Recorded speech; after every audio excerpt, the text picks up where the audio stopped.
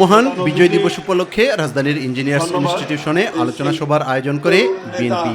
আমাদের স্বপ্নের নেতা জনাব তারেক রহমান। অনুষ্ঠানে দলের মহাসচিব মির্জা ফখরুল ইসলাম আলমগীর বলেন, ইনকিলাব মুখপাত্র ওসমান হাদির হত্যাকারীদের গ্রেফতার করে দ্রুত বিচারের মুখোমুখি করতে হবে।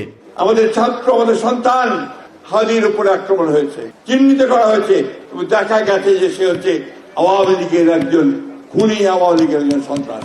24শে জুলাইয়ের যোদ্ধা যারা আছে তাদের অনেকের মধ্যে শঙ্কা আছে যে এই অন্তর্বর্তীকালীন সরকারের পরে নতুন সরকার আসলে তখন তাদের নিরাপত্তার কি ব্যবস্থা হবে। আমরা নিশ্চিত করব যে জুলাই যোদ্ধা সকলকে আমরা নিরাপত্তা দেব, ইনশাআল্লাহ তাদেরকে আমরা কোনো রকম অনিরাপত্তার দিকে ঢুকে দেব না। বিএনপির ভারপ্রাপ্ত চেয়ারম্যান তারেক রহমান বলেন, রাজনৈতিক ফায়দা লুটতে মিথ্যাচার করছে কতিপয় রাজনৈতিক দল।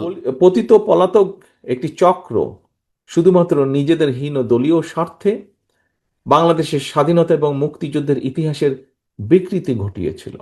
আর এই অপরামদর্শী অপচেষ্টার কারণেই পরিস্থিতির সুযোগ নিয়ে এখন আবার মুক্তিযুদ্ধের পরাজিত একটি চক্র বিজয়ের নতুন ইতিহাস রচনার অপচেষ্টা তারা করছে। তিনি বলেন, দেশের অস্তিত্ব টিকিয়ে রাখতে সবাইকে একসাথে কাজ করতে হবে।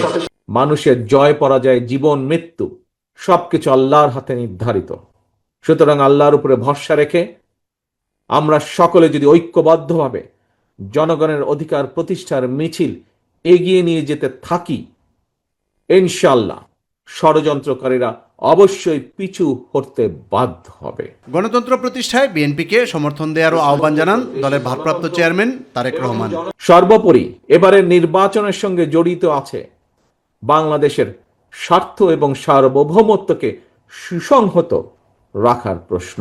মহান বিজয় দিবসের এই প্রাক্কালে আমি দল, মত, ধর্ম, বর্ণ নির্বিশেষে প্রতিটি নাগরিকের ঘরে ঘরে পৌঁছে দিতে আসন্ন জাতীয় নির্বাচনে বাংলাদেশ জাতীয়তাবাদী দল বিএনপি বা ধানের শীষ আবারও জনগণের সহযোগিতা, সমর্থন এবং সুযোগ প্রত্যাশা করছে।